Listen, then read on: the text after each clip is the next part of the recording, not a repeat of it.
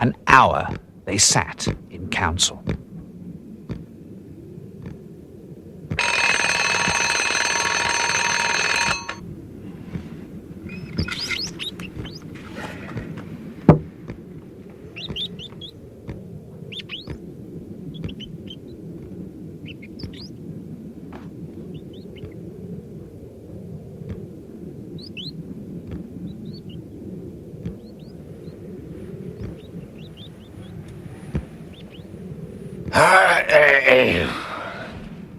At length, an alderman broke silence.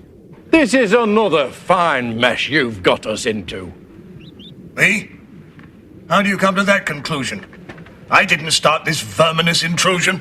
No, but you're the mayor, are you not? Is it your responsibility or what? It happened during your administration. That's certainly a grave consideration. And as for history's verdict, I shudder to think... They'll throw everything at us but the kitchen sink. You saw what happened outside just now? They're in a foul mood anyhow. Today was fruit, that's bad enough. Tomorrow might be stronger stuff. Well, whose idea was that full report? Ah, I see. No one with a prompt retort? No one wants to say that's true, but only because 'twas mainly you. I? 'Twas really I? Oh, me. Oh, my. Perhaps I should lay down my mitre to someone who's a wee bit brighter. Perhaps they should all change their vote and shift the government to someone of note who... Not so fast. You're quite forgetting all the salaries we're getting. Don't talk like that, it's just upsetting. Changing the mayor is no solution. Not for our pockets, nor this pollution.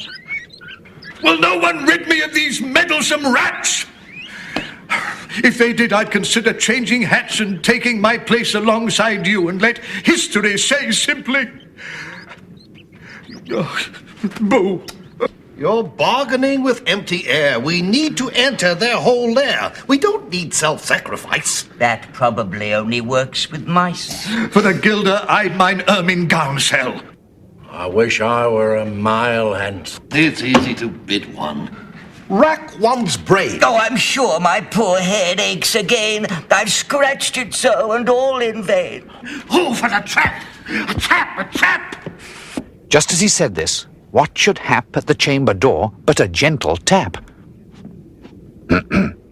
A gentle tap. What's that? Oh, only a scraping of shoes on the mat. Anything that sounds like a rat makes my heart go pitter-pat. Come in! The mayor cried, looking bigger. And in did come the strangest figure.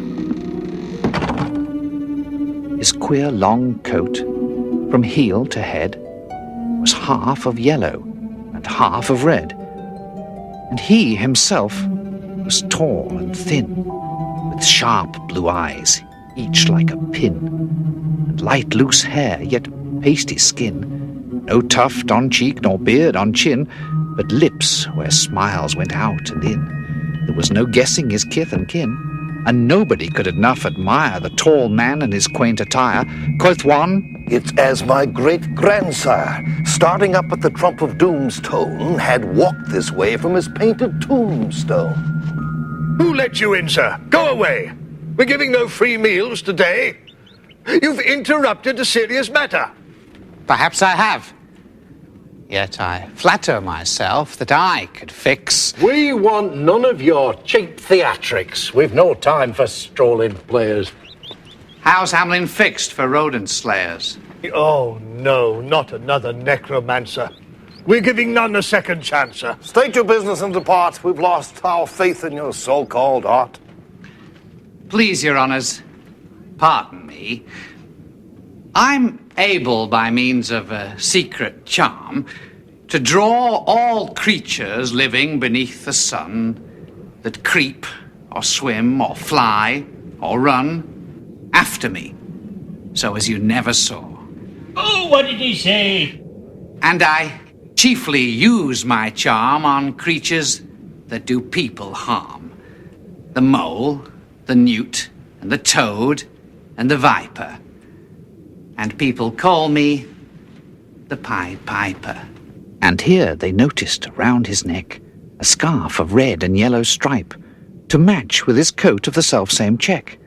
And at the scarf's end hung a pipe, and his fingers, they noticed, were ever straying as if impatient to be playing upon this pipe, as low it dangled over his vesture so old-fangled.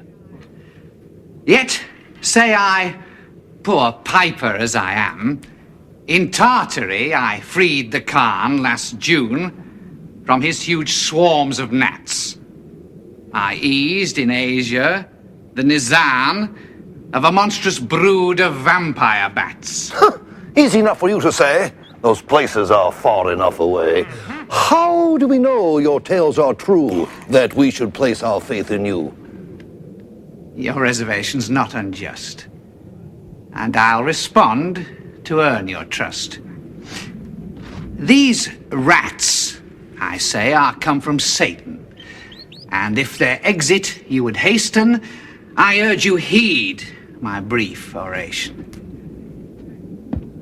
I've done business with the best, north or south or east or west. My powers have yet to fail a test, and my references are on request. You say your city's plagued with frogs? I'll have them disappear in bogs. Or if your township's cursed with lice, I'll pack 'em off to paradise. Piping's my game. Extinction's my goal.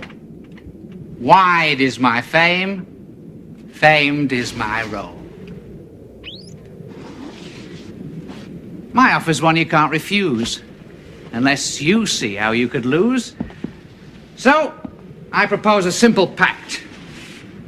To solve your problem for a fact, say yes, and I'll proceed at once.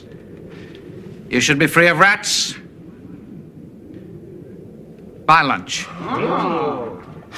And, if by chance you keep your word, say you, what shall be your reward?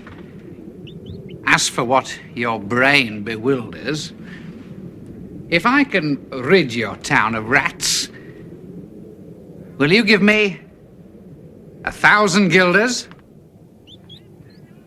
50,000! Was the exclamation of the astonished mayor and corporation. 50,000's not my fee. 1,000 guilders contents me. Now, have we a bargain made? Then 'tis time for me to ply my trade.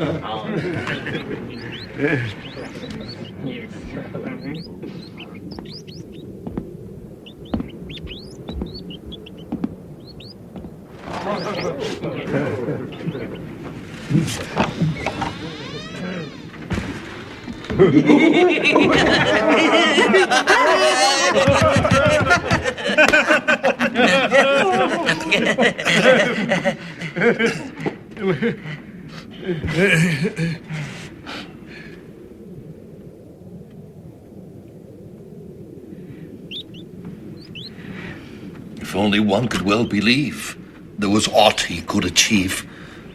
No harm, I ween, to let him try. But if he fails, I know I'll cry.